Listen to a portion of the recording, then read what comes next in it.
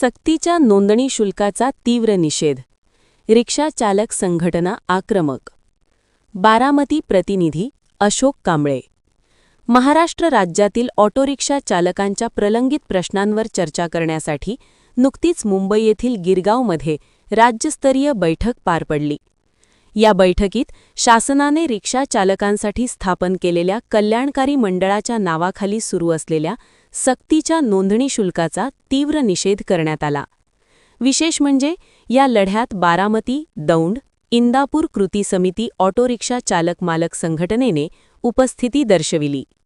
मुंबई येथे पार पडलेल्या या महत्त्वपूर्ण बैठकीला बारामती, दौंड, इंदापूर कृती समितीचे संस्थापक अध्यक्ष प्रशांत यांनी नाना सातव यांच्यासह संघटनेचे पदाधिकारी उपस्थित राहून रिक्षा चालकांच्या व्यथा मांडल्या.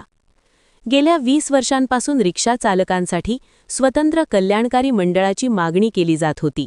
मात्र शासनाने या मंडळाची स्थापना करताना कोणत्याही प्रमुख संघटनांना विश्वासात घेतले नाही.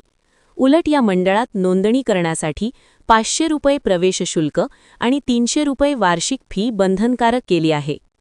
अनेक आरटीओ कार्यालयांमध्ये रिक्षा चालकांना नोंदणीसाठी सक्ती केली जात असून नोंदणी न केल्यास परवाना नूतनीकरण किंवा पासिंगची कामे अडवली जात असल्याचा आरोप संघटनांनी केला.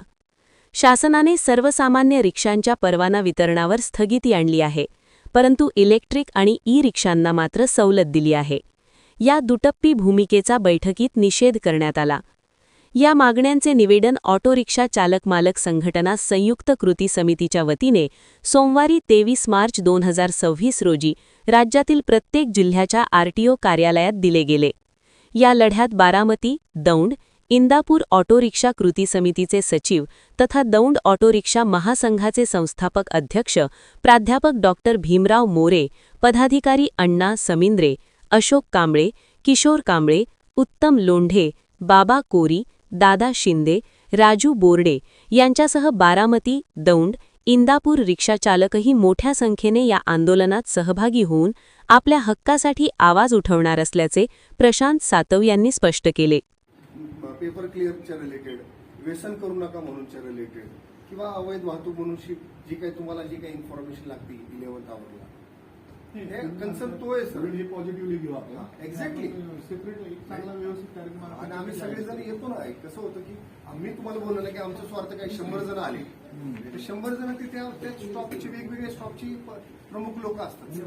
खूप चांगलं कॉर्डिनेटेड एक्झॅक्टली आम्हाला निरोप दिला की सगळ्यांना पसरतो. येस येस मी बघितलं म्हणजे मागं म्हणून मी काय केलं, मी तुमच्या बाबतीत थोडं निवांत झालं की बाबा लालसंगीला सांगितलं सगळ्यांना निरोप दे की आपल्याला मिटिंग द्यायची नाही सर, पण सुरक्षेच्या अभियान बाबतीत हे पहिल्यांदाच घडलं. ह्याच्या पाठीमागे चांगले कार्यक्रम झाले होते. करूया ना आता. हे काय झालं यावेळेस पण आपलं थोडं